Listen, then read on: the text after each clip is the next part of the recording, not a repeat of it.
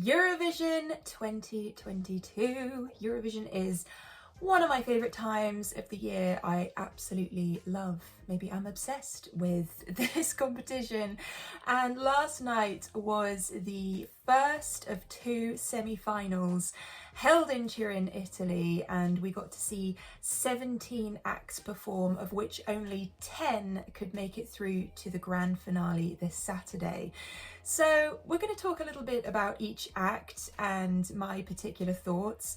We're also going to have a chat about whether we think the right acts got through, and spoiler alert, I feel like we've missed out on some of potentially the best acts going through to the final. So we'll talk a little bit more about that later, but first of all, let me introduce myself. My name is Nina Schofield. Welcome to my channel. I'm a singer-songwriter, vocal coach, session musician, jack of all trades.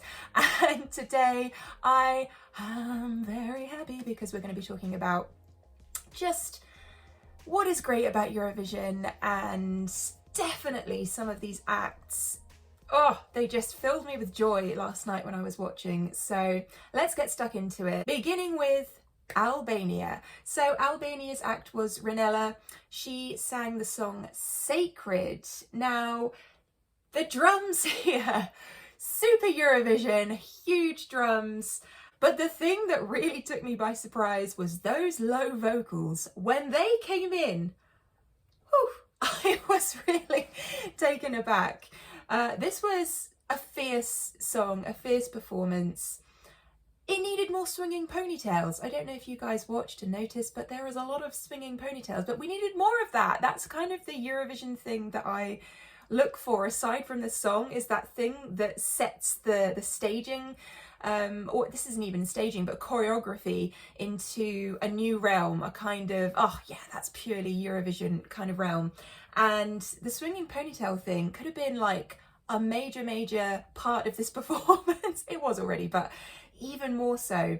But I love the backing vocals in this. I feel like we had this great mix of Albanian and English lyrics, which I always think is really nice when you see a mix of two languages. It was a really fierce introduction to the competition, but possibly not my favourite song of the night, but it definitely set the scene for the whole of this semi-final. Then we had Latvia.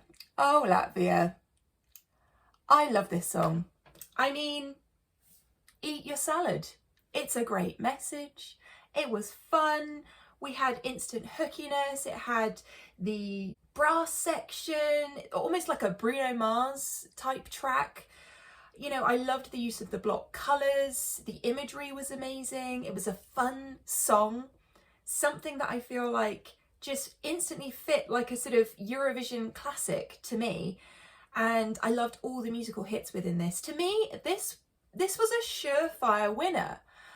I was so upset it did not go through to the final. So upset. I feel like it was just instantly something that I would have voted for. Now, of course, because I'm from England, we're not allowed to vote in the semi-finals, so I had to just sit back and wait for everyone else to vote. But if I could have voted, this one would have got my vote. Do you agree with me? Then we had Lithuania. So Lithuania had the lovely Monica representing them, or has the lovely Monica representing them this year. Monica Liu with her song Sentimente. This was sultry, glamorous. I think it was just her, wasn't it, on stage? So, you know, that takes a certain stage presence to be able to get up there and just sing with nothing else. I mean, lighting, but nothing else, no one else on stage with you. So to do that, you have to have that charisma, which she certainly had. It was like a bendy, topsy-turvy kind of song, the vocals sort of slipping and sliding all over the place. No, not really. But I feel like she has a really interesting tone, and it was a different kind of song, and I can understand why this one went through into the final. Probably not my personal favourite. I would have preferred Latvia to go through ahead of Lithuania, but I do understand why it went through. I think that the song and the staging was almost hypnotic. Then we moved on to our first ballad of the night. This was from Switzerland, German singer Marius singing Boys do cry. This was a good ballad. I feel that the vocals instantly hit me, his tone, something else, and the song did grab me. I feel like it's one of those ones that the more you listen to it, the more that it's gonna seep into your veins. So I can definitely understand why Switzerland got their place in the final. I think that the change of tempo here has an effect. I do actually think that the way they order these competitions has an effect on how voters, their attention is grabbed and where they end up placing their vote. I don't know if you guys agree with me on that, but I think it's one of those things where you sort of emotionally get drawn into something because you've had so many up-tempo songs, or yeah, it's just a change of scenery. So we definitely had that with Marius, and it was a lovely song. Still my favourite though at this point was Eat Your Salad. Am I alone in this?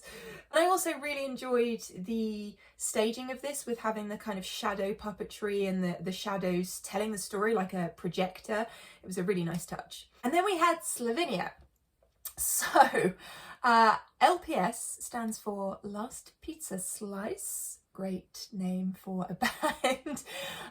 Within this band, the youngest member, I think is the youngest member that's ever been put forward for Slovenia at 17 years old on the bass guitar. So that was pretty cool. And this was like a classic disco song, catchy. My favourite person on stage for this performance was the keyboard player. He was so charismatic, going for it. Like, I love my keyboards. He definitely grabbed my attention. I felt that he was almost the star of the show on the stage, and perhaps the singer should have been. But the vocals were cool, the song was cool. I think that potentially the chorus of this one I didn't remember so much as the guitar parts and sort of the hookiness that was going on within the musical aspects.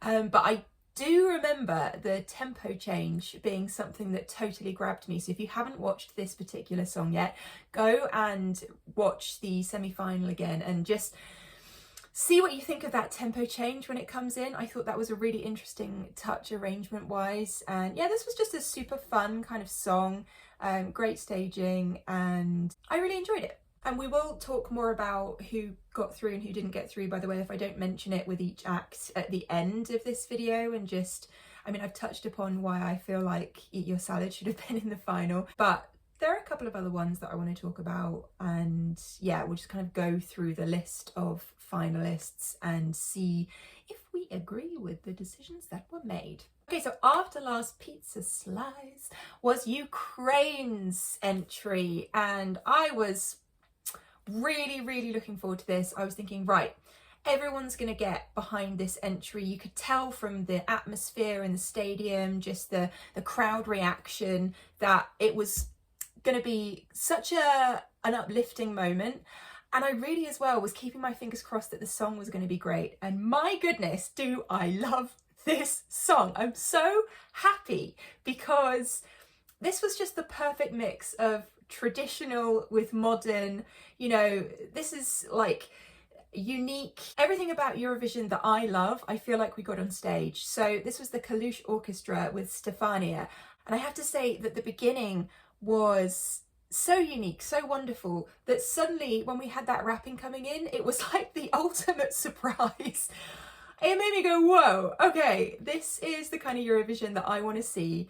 You know, as I say, the mix of traditional and modern elements was intense, but it really worked.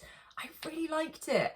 To me, it stood out like the Salad song did. I know I'm kind of going for the up-tempo, different sort of songs at the moment. I promise you there are songs coming later on that I really liked as well that weren't in this lane of Eurovision, but it just grabbed me. I really enjoyed it. They only had 6 weeks to rehearse because of the current situation. You wouldn't know it. It was brilliant. And they all looked like they were dressed for an episode of The Mighty Boosh. Do you know that show, The Mighty Boosh? I'm going to insert a picture of The Mighty Boosh so you can kind of get a reference point for that. So yeah, I really liked Ukraine's entry. Loved it. Okay, so Bulgaria, the Intelligent Music Project with their song Intention.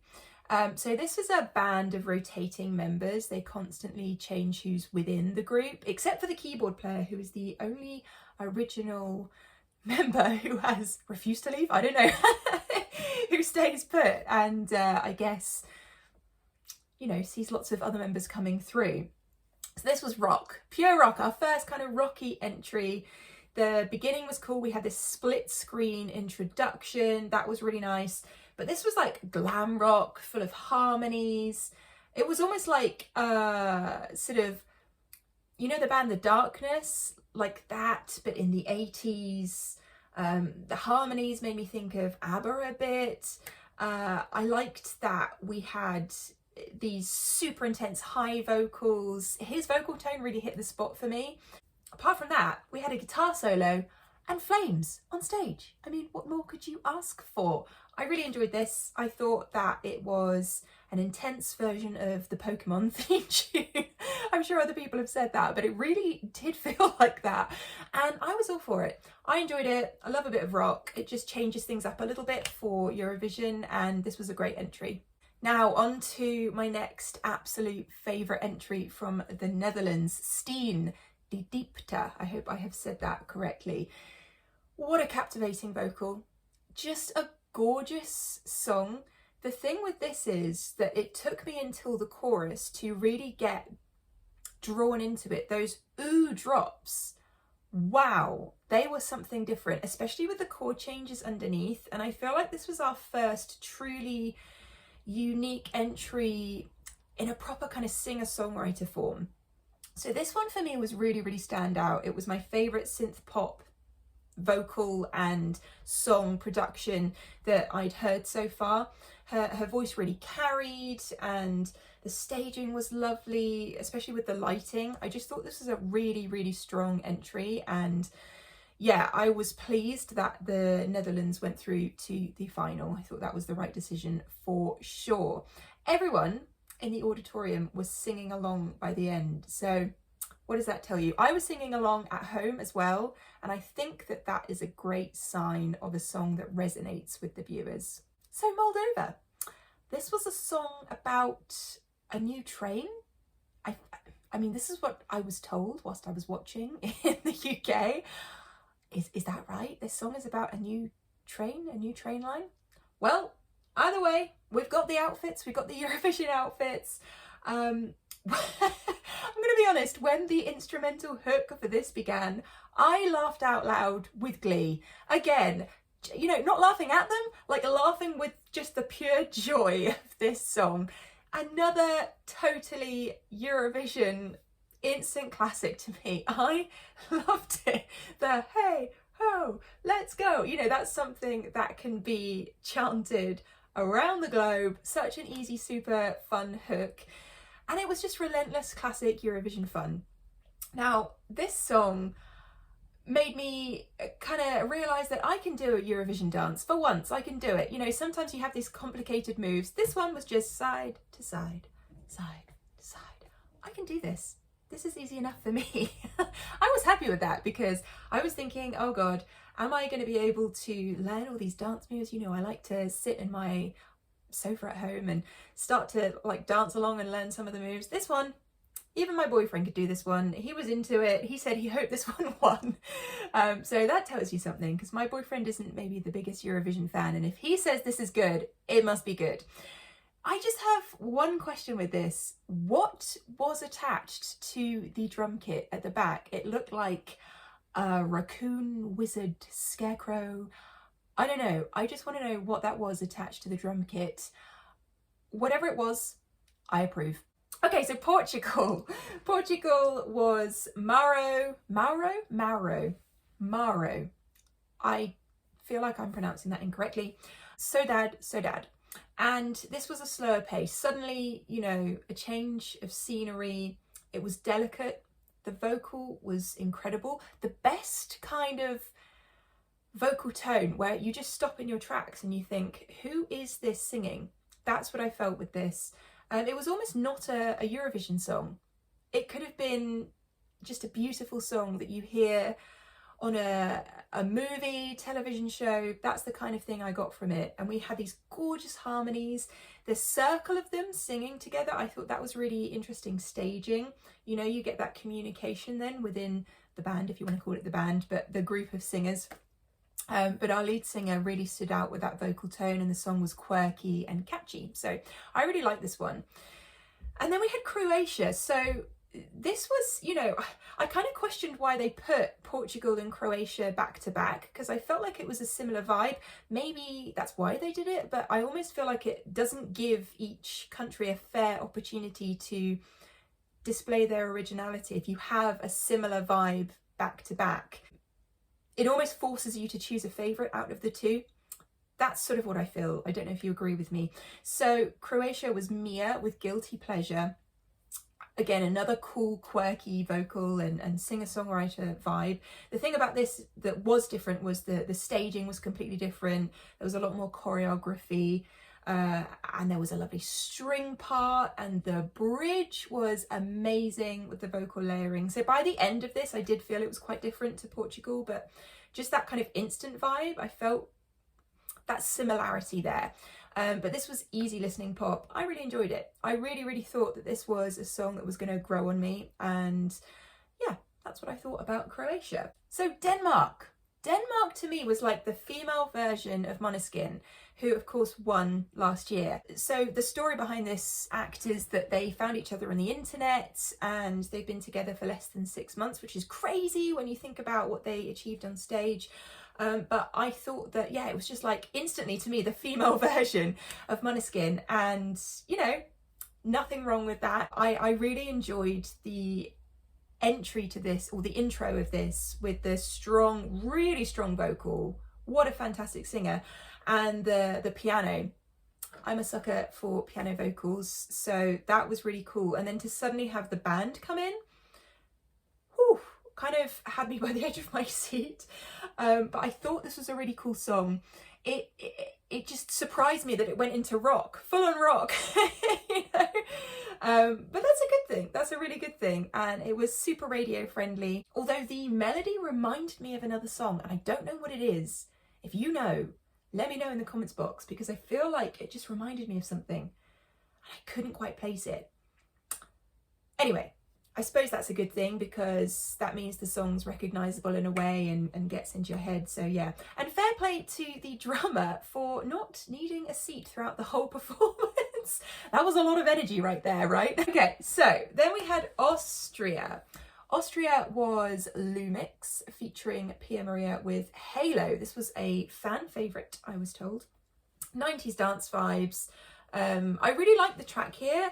I feel like the lighting of the circular thing around them was really cool. The song had an almost bass hunter vibe. Just that bass was like punch, punch, punch through. And clearly this song was resonating with the audience. I think that I want to listen to the recorded version of this. I want to know if there were any like delays or reverbs on the vocal. Potentially that could have elevated it even further, but it was high energy, high fun. Possibly the vocals weren't my favourite because I missed that dynamic change. I feel like we could have had some dynamic changes within the song, but definitely super catchy and such a high energy performance. And the la la la vocal near the end was like, oh yeah, we needed that. Super hooky, super fun. So Iceland, another change of tempo. This was like a haunting country, beautiful song. I really was taken with this one. I thought it was something a little bit different, special. You know, these were sisters, they're called Sister. And I love the way they were standing on stage, kind of one here, one here, one here, one here. It was a really nice, simple but effective staging. And they had a beautiful, dreamy, folky-esque song. It was almost like I was transported to Iceland. And to me, that's a really special thing to be able to do within a song. To take you somewhere, I feel, is key in connecting with your audience. And they definitely did that for me. The song was catchy as well. It had a great hook, loved the chorus, their vocals were perfection. It was just like a folky country ABBA. So I really liked it. I was just taken by surprise by the major key at the end. We had this whole minor kind of dreamy, dark song, and then major at the very end of the song. So I don't know, what did you think of that major key change at the end? Let me know. Yeah. So Greece was next with Amanda, who is 6 months away from graduating to become a doctor. So that's a fun fact. So Amanda sang Die Together, started with this vocoder with her vocal. Now, to sing with vocoder, to kind of have nothing around you, that bare exposed vocal, that is really daunting, number one, and number two, you have to have that perfect pitch to be able to keep going and stay in tune, and she did that really, really well. It was quite a captivating introduction. When we swept out, the camera swept out to show the broken chairs, I guess I wasn't fully expecting that staging wise. I didn't know what to make of that, or like I didn't fully understand what that was representing.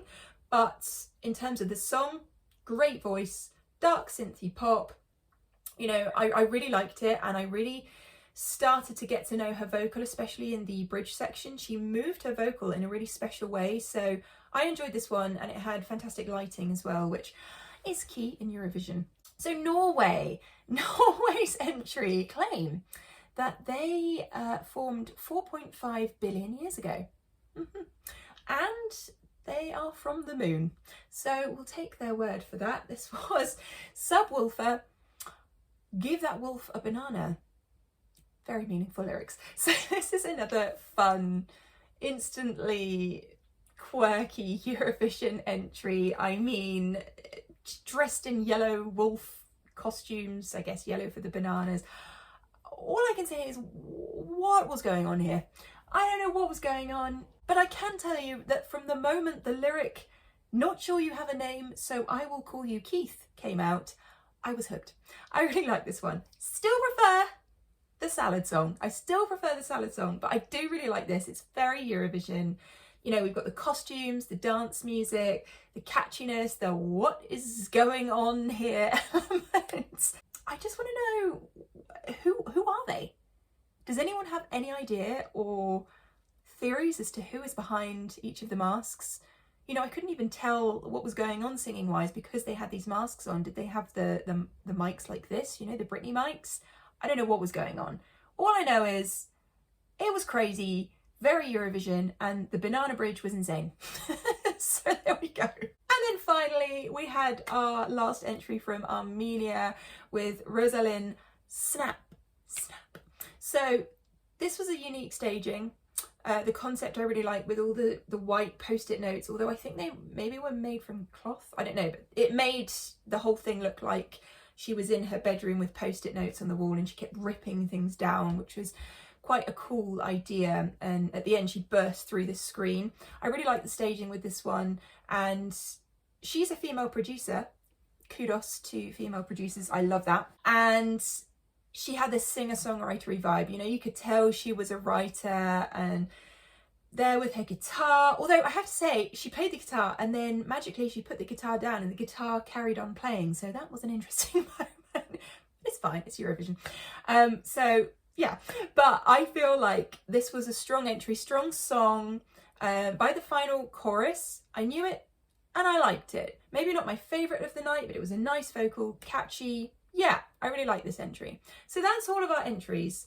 I want to talk about now which ones I feel should have gone through to the final and the ones that did go through to the final. So in the final, we have Switzerland's entry with Marius. Armenia went through with Snap, the one we just talked about. Iceland, Sister, I really, really enjoyed that one. I'm all for that. Lithuania with Sentimental. Portugal, Maro's entry. Then we had Norway, the banana, Give That Wolf a Banana song, that got through. Greece's entry got through with Die Together. Ukraine, Stefania, love that song, very happy that's in the final. And the Netherlands, Steen, I think that's how you say it, even though it's like S10. So those were our 10 finalists who got through. Let's talk about the ones I wish got through. I'm really disappointed with some of these results, and I feel like, I know I keep going on about the salad song, but I really do, I'm just looking through my notes here, I really do feel like City Zeni, Eat Your Salad should have been in the final. Who agrees with me? Let me know. To me, this was a Eurovision classic, and I'm really, really sad it didn't get through. I understand, of course, that, you know, not everyone can secure a place. People have to be cut. That's just the way Eurovision is. And, you know, this is what Europe voted for. So I totally respect that. I just feel maybe, you know, if I'd have had my vote, that Eat Your Salad could have got through. So that was my first upset, should we say, of the night. And then, as I predicted, with having Portugal and Croatia back to back, we ended up having a yes to Portugal and no to Croatia. I just knew that this would happen, that because of, well, this was just my gut feeling, that because they were placed back to back, that we'd be mentally forced to choose between the two of them. So it was a shame that Mia didn't get through with her entry with Croatia.